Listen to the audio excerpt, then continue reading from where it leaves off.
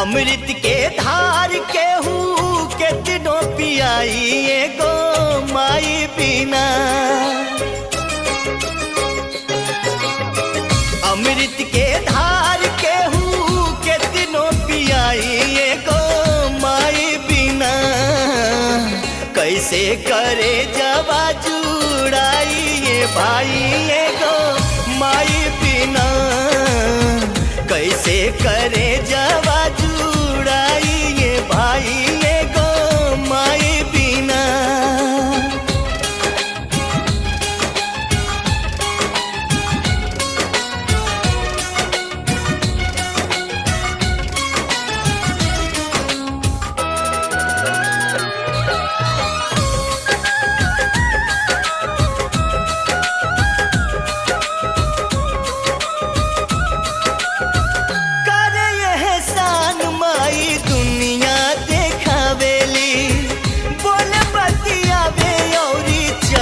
भी सिखावेली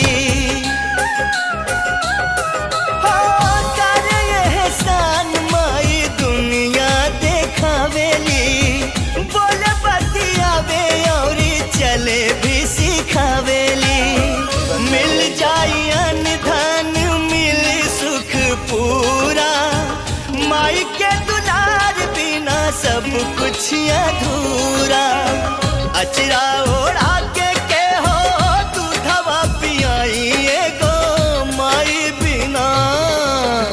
कैसे करे जवा जुड़ाई ये भाई एगो माई बिना। कैसे करे जवा जुड़ाई ये भाई एगो माई बिना। हो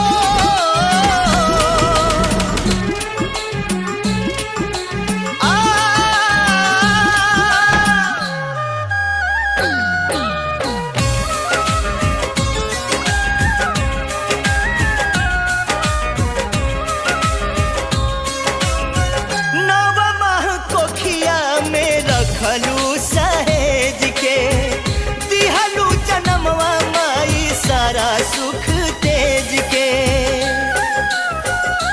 हो नव माह कोखिया में रखलू सहेज के दिहलू जनमवा माई सारा सुख तेज के।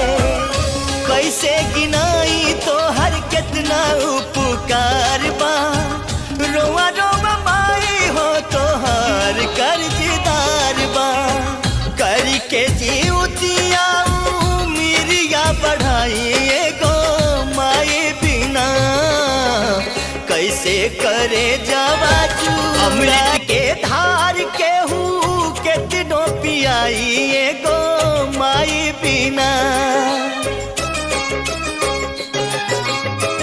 अमृत के धार केहू केतनो पियाई एगो माई बिना। कैसे करे जवा जुड़ाई ये भाई एगो माई बिना। कैसे करे जवा